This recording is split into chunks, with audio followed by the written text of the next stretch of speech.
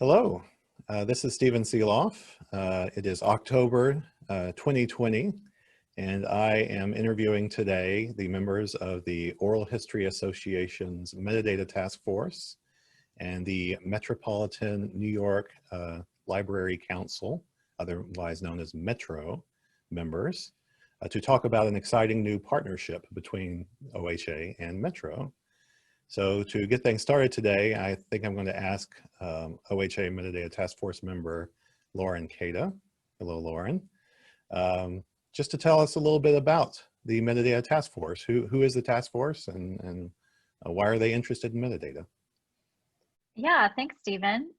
We are a task force dedicated to metadata. We are dedicated to developing tools that are meant to help guide practitioners, especially those who are new to oral history, about what metadata is important to record when you're doing a project and a set of interviews. We've been in operation since 2014 officially, but with inspiration from oral history and the digital age colleagues since 2010.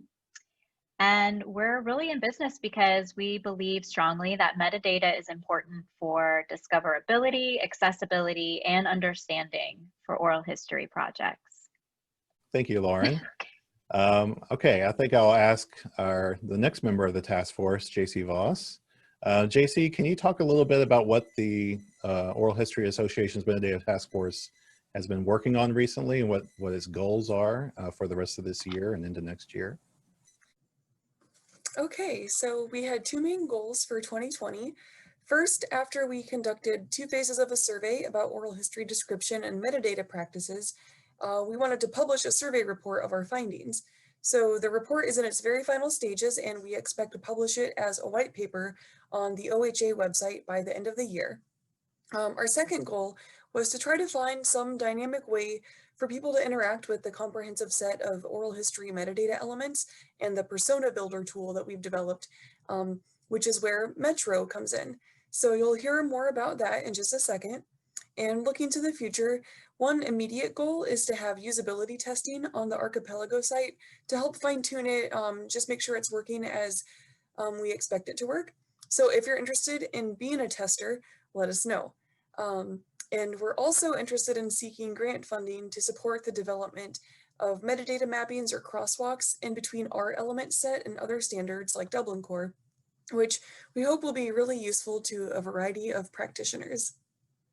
Well, thank you so much, JC. I know we're really looking forward to the publication of that white paper, and we've got a lot of really exciting things happening regarding this new partnership with OHA and Metro. So I'd like to bring in Natalie Milbrot now to talk a little more about that. So Natalie, could you explain how these connections were first made, how this partnership came to be between our Metadata Task Force and the Metro group out of New York?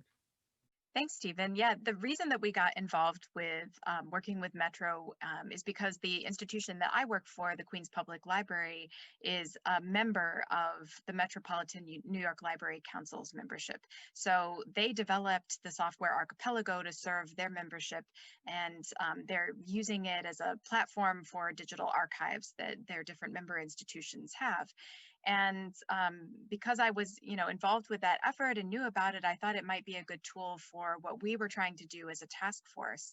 And what we're really hoping is that we can create an online tool for our colleagues who are oral historians that are really at any point in the development of a project that they're doing, or even maybe at the beginning of one, and just trying to figure out what metadata they want to capture and preserve about the oral histories that they will be recording. And to have a site where they can simply download our full elements list if that's what they would like to do, because we have been gathering those elements and normalizing them and putting that whole list together for the past couple of years, and it's really ready to share at this point. Or if they would like to see some profiles of other oral history practitioners and start to really see how other people think about metadata for their oral history collections and how they might have some of the similar concerns or needs from their researchers, that they can do that.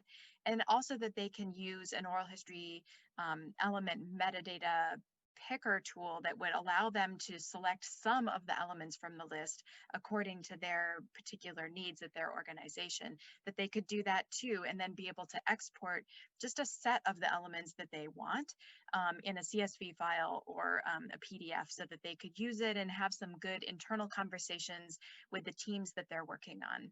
So we're very happy to be able to offer this tool to our colleagues. Well, thank you so much, Natalie.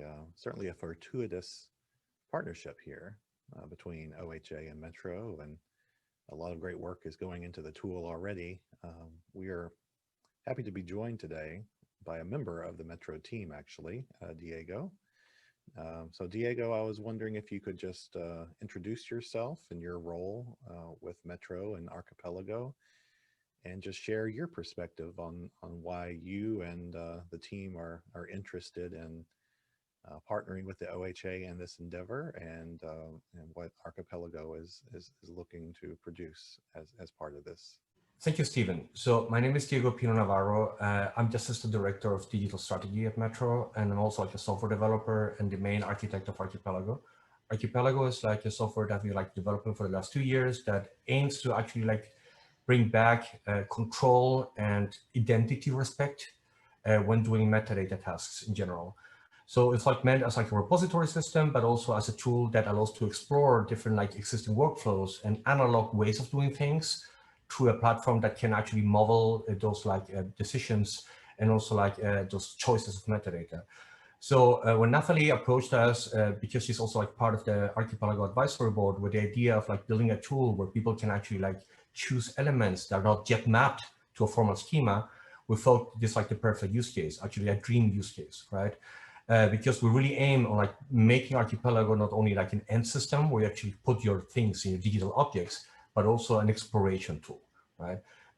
And we really believe that respecting local identities, metadata workflows, and even like analog workflows, and supporting them through like a platform is in our mission. It's like we have like inside Metro's partnerships, many tiny small institutions that actually have been doing things correctly without being like attached to a formal metadata schema, for example, for a long time. And we feel that by exploring your use case and also like seeing what the limits of Archipelago are, basically, right? We're being able to like deliver this stream of like this metadata synthesizer modeling iterative tool for the future. And we're very happy to like be working with you and learning a lot also. Well, thank you so much for that explanation, Diego, and for the kind words. We feel, as part of the OHA Metadata Task Force, that this is a dream scenario for us as well. And we're very excited for this partnership moving forward. Hopefully, we've been able to give our membership an opportunity to look under the hood a bit as far as everything the Metadata Task Force has been doing. And we look forward to being able to provide the tool and additional resources to the community in the coming year.